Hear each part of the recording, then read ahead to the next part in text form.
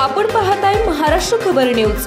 या बातमीचे प्रायोजक आहेत Shri Ganesh jewellers and Saraf products Pune.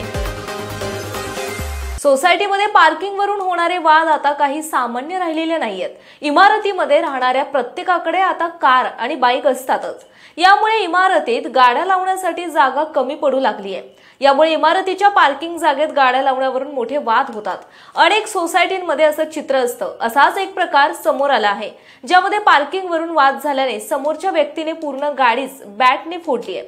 ही संपूर्ण घटना मोबाईलमध्ये कैद झाली। दोन्ही घरांमधील वाद इतका टोकाला गेला की वाहन फोडून टाकले आणि चालकाला देखील मारहाण करण्यात आली।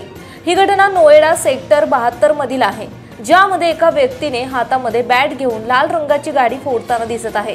हा व्हिडिओ सोशल मीडियावर चांगलाच व्हायरल होतोय। पार्किंग मध्ये गाडी लावण्यावरून आधी दोघांमध्ये वाद झाला, त्यानंतर तो इतका वाढला की समोरच्या व्यक्तीने गाडीच फोडली।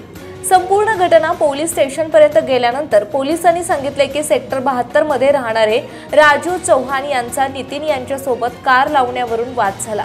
पार्किंग वरून दोघांमध्ये आधी भांडण झाले, त्यानंतर ते हाणामारी आणि शिवीगाळात पोहोचले। नितीनच्या बाजूच्या लोकांनी राजू या व्यक्तीला मारहाण केली। राजूला गंभीर जखमी केले। हे पाहताच राजूच्या मुलांनी काट्या बॅट घेऊन नितीनच्या गाडीची तोडफोड केली। तरुणांनी मिळून जोडप्याला मारहाण केल्याचा आरोपही आहे। दोन्ही बाजूचे लोक या व्हिडिओमध्ये आपापसात भांडताना दिसत आहेत।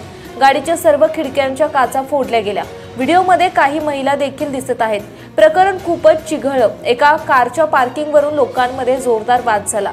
कोणीही संयमाने बोलताना दिसत नव्हते, त्यामुळे दोघांना नुकसान सहन करावं लागलं। आपण पाहताय महाराष्ट्र खबर न्यूज। या बातमीचे प्रायोजक आहेत Shri Ganesh jewellers and Saraf products Pune.